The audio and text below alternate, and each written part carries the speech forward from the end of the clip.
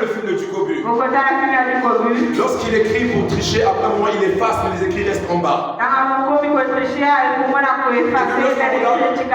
Et même lorsqu'on regarde des films policiers, ils ont pris l'habitude de regarder lorsque quelqu'un écrit sur un support, même si ça a été effacé, il suffit de mettre une certaine lumière et on va retrouver les écrits. Et bien le Seigneur,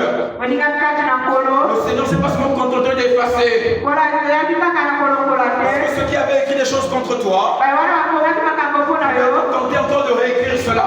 Mais on dit encore, il l'a détruit. Le papier a écrit la condamnation sur toi. Le Seigneur va effacer la condamnation. Et il a pris le papier.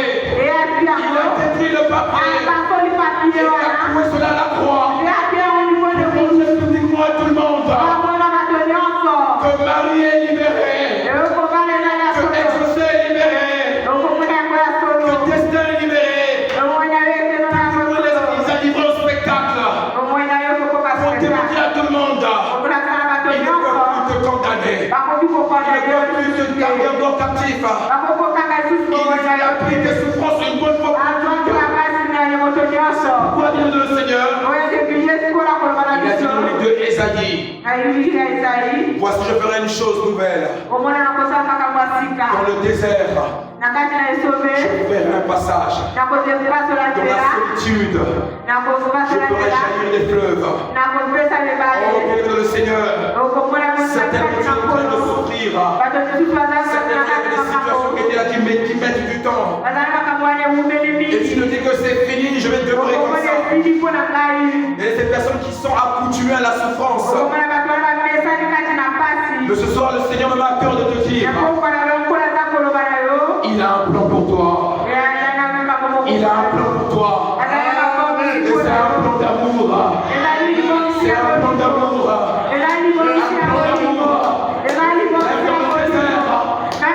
L'amour de Dieu ne peut pas sécher. L'amour de Dieu ne peut pas s'arrêter.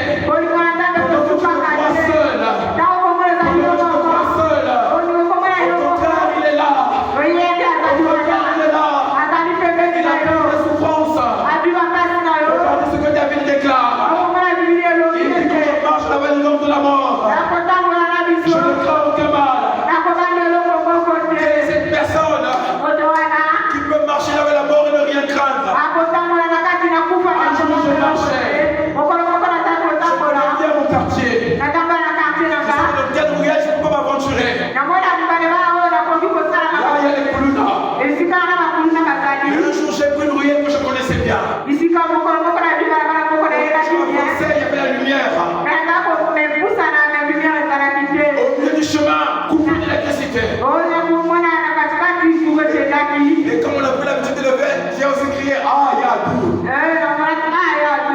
Et à un moment donné, je me suis dit, mais il y a le noir. Il y a les koulouna. Ça peut arriver ici qui sortent. Qu'est-ce que je vais faire? Il n'a pas dit collègue. Et j'ai commencé à me rappeler les quelques notions de karaté qui me restaient encore. Si sort par la gauche, je vais faire ici. Kedan Barré, on ne sait jamais. Mais en réalité, j'avais peur. Et je tremblais. Et je tremblais. Et je suis en train d'avancer. Et à un moment donné, je me rends compte que dans ce couloir-là, il y avait aussi un monsieur qui avait pris le même chemin que moi. Et c'était pas un Koulouna. C'était un militaire, il était armé. Et tout d'un coup, moi qui tremblais, j'avais non plus le courage. J'ai tombé la poitrine. Parce que je savais que je marchais quelqu'un qui voulait assurer ma sécurité. Et il avait dit que c'était l'homme de la mort. Il dit je ne crains aucun mal. Je ne crains pas la mort. Je ne crains pas la souffrance.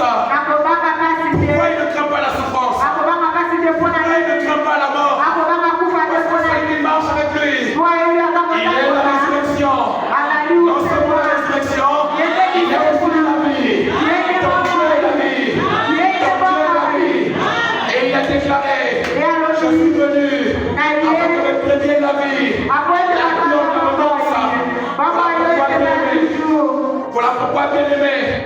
Jésus a dit encore, Je suis la porte des brebis. Quiconque entrera par moi trouvera les pâturages et la vie. Mais ta souffrance ne durera pas toujours. Ta souffrance n'est pas éternelle. Oui, il y a la vallée de l'homme de la mort. Tu vas traverser cette vallée. Tu vas passer. Même lorsque tu ne vois rien, il n'y a plus de prophétie pour te rassurer. Le pasteur a beau prier, même Dieu qu'il a besoin d'y aller. Il n'y a plus de songe. Même toi-même à un moment donné, tu parles en langue, mais tu ne parles plus en langue, tu commences à te décliper. Je n'ai plus l'esprit. Tu es là, tu te dis qu'il n'y a plus rien.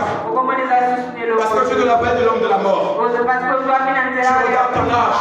Tu regardes les autres. Tu te dis je suis en retard. Tu regardes ta famille. Tu te dis c'est fini pour nous. Tu regardes le mois d'août. Il reste une semaine. Et après on va rentrer en septembre. Donc le mois de septembre, la famille a besoin de septembre, c'est la rentrée là-bas, la façon jusqu'à présent, le dossier, on n'a pas encore répondu. Tu es là dans la vallée, il n'y a plus de bruit. C'est le silence comme dans les cimetières parce que c'est le noir total, tu ne vois rien. Parfois tu marches même en tâtonnant, en titubant. Tu viens à l'église, mais en titubant, en tâtonnant, tu hésites encore. Est-ce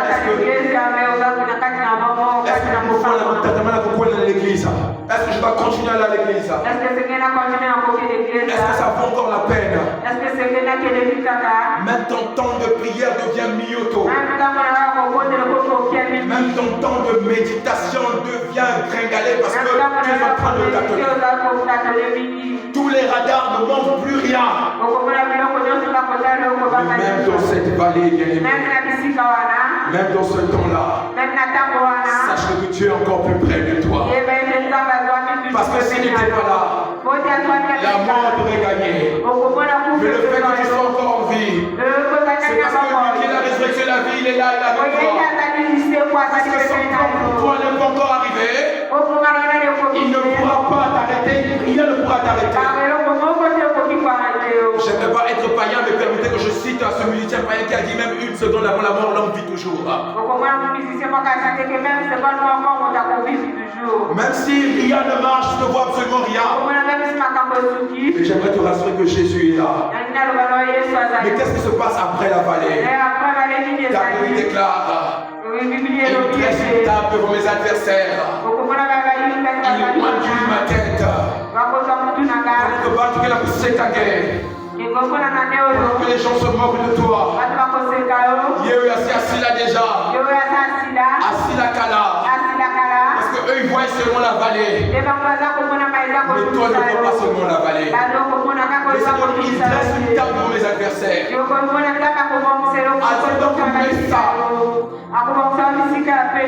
Azul Messa, pour c'est bien, voilà. Il met la table. Il te fait asseoir. Et il conforte tes ennemis. Il sont orgueilleux. Il me fait asseoir. Il dit devant mes adversaires, devant ceux-là qui se moquent de toi, devant ceux-là qui disent que non, ta vie est finie. C'est là que le Seigneur est en train de te oindre. Je peux dire à quelqu'un parce que tu mets ta foi à Jésus, il est en train de te oindre. Il est en train de te oindre. Il est en train de te oindre.